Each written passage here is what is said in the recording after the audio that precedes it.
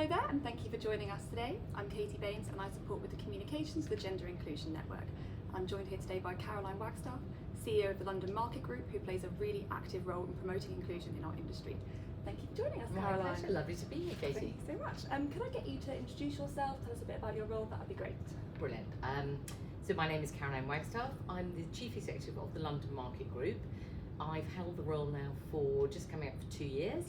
And I started my insurance journey about 25 years ago. See, there was a wince there when I said that, because obviously I was a child genius when I started, when I was working at Lloyd's as Director of Communications. So I've been in the market, around the market for quite a long time now. Seen a lot going on, for sure. I have, lots of change. And in that time, could you tell us a bit about what the London Market Group has done to help promote the insurance industry as a destination for new talent? Indeed. So the London Market Group it's about 20 years old now. And its genesis was in market modernisation. So it was all about the Victorian pipework, as it was then referred to. And so that's been quite a slow journey of modernisation. And in about 2014, Steve Hearn, who was then chair, commissioned a report called London Matters, and it, for the first time, really dug into what the London market was all about, and it articulated a wider programme of activity, including government lobbying. But top of that list was making sure we have the talent for the future that's going to make the market fit for the future. And when I came on board, I took a look at what we were doing, and I was staggered by some of the data points we had. One of which was that there are more people over 50 than under 30, which still causes me to have a sharp intake of breath every time I say it. And the other is, as we all know, the kind of I think gender and ethnicity looks much better in the younger part of the market. The problem is, and that will look better in 5, 7, 10 years. At the moment, it really doesn't look great. We have to keep bringing in those young people in order to make sure, inevitably some people leave.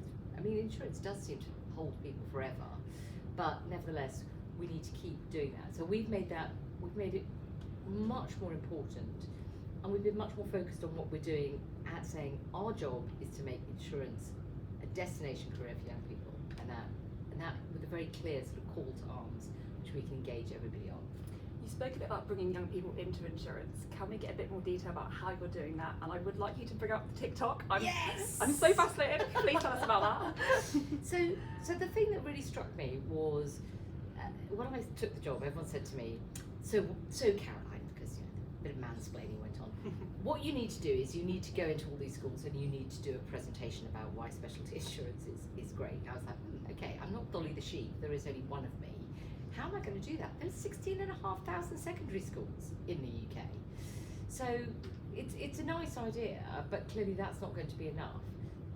But the great thing we have now is we have channels that young people live and breathe in, called social media, which are brilliant at getting over the sort of level of information we want to get over. I'm not trying to tell people how to be an underwriter, which is good because I've never been one, or a broker. I'm trying to say this is why this industry is great. So we've never told a good story about our industry, and so many people I spoke to said to me, I love insurance, why doesn't more people know about it? So I said, we're going to tell a better story, we're going to be simpler about the story we're telling, we're going to talk about our purpose, we're going to talk about how exciting it is. I'm going to be unashamedly all about the sparkly stuff, jewellery, celebrities, big boats, fast cars, let's look at the fun stuff. And then we're going to get that content into the channels that young people hang out in. And so that's why we're on TikTok, and that's why I'm on TikTok. I mean, can I tell you, I'm not going viral anytime soon, but I'm doing my bit. But what I really want is, I want every young person in the market to be taking our content and sharing it through their channels and their network, because they are the superpower that we can harness. I mean, I'm an old git, and I'm enthusiastic, but I still have only got quite a small number of followers.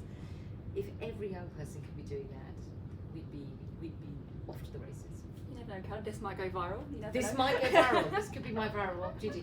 I think we'd need cats though to really go viral. We can arrange that. So looking back at your time in the market and your experience, how would you say it's changed since you've become a part of it? What's been your main observation? So I think it's become more modern, and I mean that in all the best senses. I remember having a slightly odd moment. I can't remember how long I've been in the market, not very long. And I was at a dinner and I was standing chatting to the people next to me at the table, and the chairman leant over and said, "Caroline, we're waiting for you to sit down," because I was the only woman on the table. Wow. And I realised that they were all being incredibly polite in some slightly sort of Victorian way, waiting for me to sit down. And then the next question was, "Do you mind if we remove our jackets?" As long as you stop at the jackets, that'll be fine. Anyway, and I think it's just a lovely old world courtesy about that. I'm not knocking it, but I think the market has become more modern. When I arrived, I was inevitably the only woman in the room. Any particular meeting, I was always the only woman in the room, and now that is not true. So I think we have seen good, if not spectacular, progress on gender and diversity. We've also seen, despite the fact there's still probably too much paper, we have seen good progress on digitalisation. People are not doing the boring, manual, repetitive tasks that they were doing 15 years ago.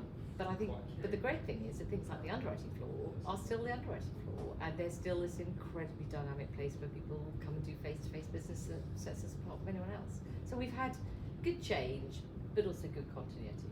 Continuing on the theme of change and like looking ahead, when you spoke about the underwriting room, how else do you see the market evolving in the next few years in terms of like diversity and inclusion? Like, and what role would you like to play in shaping that evolution?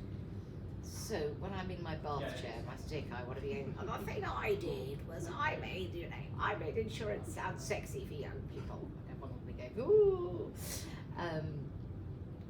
I mean, for me, the really great dynamic would be that 50-year-old, 30-year-old split changes a lot. So I do think we need to be encouraging people to be not sitting in jobs where they are essentially a blocker to other people coming up that then may cause people to kind of, get frustrated with what they're doing. I mean, I think it's lovely that insurance is such a community that nobody ever retires. But really, some of them need to be encouraged to play more golf, do less underwriting and broking. And I really want to be able to, you really want the market to have solved this problem where we understand the things that are best done by people and the things that are best done by machines, and how we do that all to the good for our clients. So I would hope in 20 years' time there is still a thriving face-to-face underwriting community and broking community that come together to solve difficult problems. You also just hope that 15 people aren't rekeying the same piece of data. We can hope. Aside from less golf and more underwriting, or was it the other way around? Yes, I can't remember. Yes. More golf, less underwriting. More golf, less underwriting. What is the one thing you would advise someone to do to kind of help inspire a change in the insurance marketplace? It's like one small action that people could do on an everyday basis to help drive that change.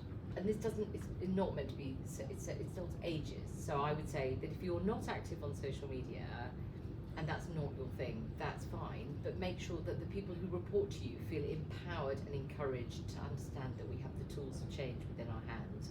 And if you are active on social media and there is a place you like hanging out, don't just talk about the problem that we have that nobody's ever heard of specialty insurance and nobody ever wakes up going, mummy, mummy, mummy, I must be a property casualty underwriter. Go and do something about it. You can do something by reposting a piece of content, once a month. I mean, it's not hard. We have these incredible tools in our toolkit. We don't have to spend a fortune on advertising anymore. We just need to be telling the same story.